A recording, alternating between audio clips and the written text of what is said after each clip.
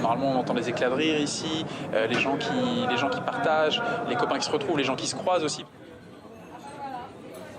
Paris 10e. À l'heure où d'ordinaire, les Parisiens refont le monde en terrasse. C'est un quartier qui est assez bondé normalement et assez gai, donc là c'est vrai que ça fait un peu bizarre, quoi. L'annonce de la fin du confinement 11 mai, sans ouverture des restaurants, je pense que pour les jeunes c'est un peu un petit coup, quoi. Parce que c'est l'été, c'est le moment où on a envie de boire du rosé en terrasse, et ben on pourra pas le faire, donc voilà, quoi. Un peu triste.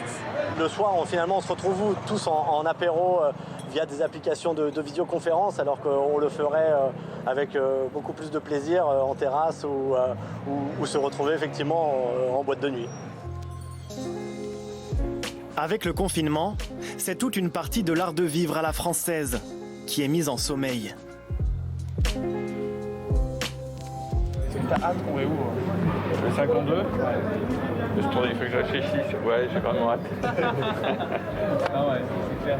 Non, ça commence à être long. À bientôt, salut. Salut. Salut. Le café, c'est l'extension du domicile. À Paris, tout le monde vit dans les petits appartements. C'est impossible d'avoir un grand appartement. Personne n'a les moyens d'un grand appartement. Donc, pour agrandir son salon, c'est le café d'en bas, c'est le café du coin, c'est le café branché où on a envie d'aller pour la première fois de le découvrir. C'est tout ça. Comme ce bar de la rue du Faubourg Saint-Denis, 16 000 bistrots parisiens attendent de relever leurs rideaux. D'ailleurs, Taka et Vermouth, ce serait bien qu'on les paye aussi par virement, le fromage.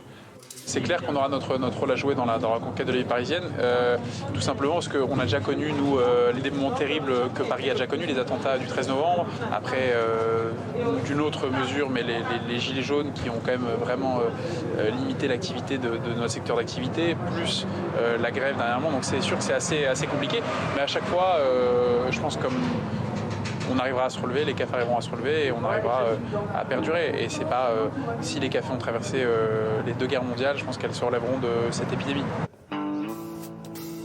Certains établissements préparent déjà le jour d'après, ou plutôt la soirée de réouverture. Alors il faudrait que je mette même police de caractère, même grandeur, avec même taille, et puis avec la bordure pour que ça crée un relief. Jaune, donc on fait des lettres jaunes avec un certi noir. Jaune. D'accord. Jaune. Mario Meneghini voudrait profiter du confinement pour refaire une beauté à la devanture de son bar. Alors, le banana café, ça fait un moment que j'étais pas...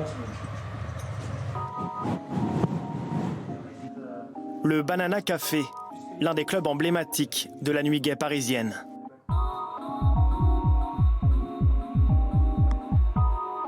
Voilà, c'est comment ici d'habitude? Le serveur, vous l'imaginez avec 2 coupes de champagne, un sifflet à la bouche, pour dire psst, un peu de place. Ici, on célèbre la chaleur humaine et la distanciation sociale. Mario refuse d'en entendre parler. Les gestes barrières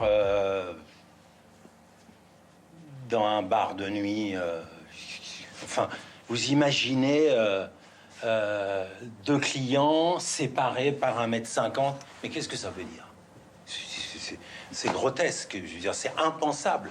Il faut que ce putain de virus disparaisse et puis qu'on aille palper, toucher, sentir, embrasser, caresser, en clair vivre.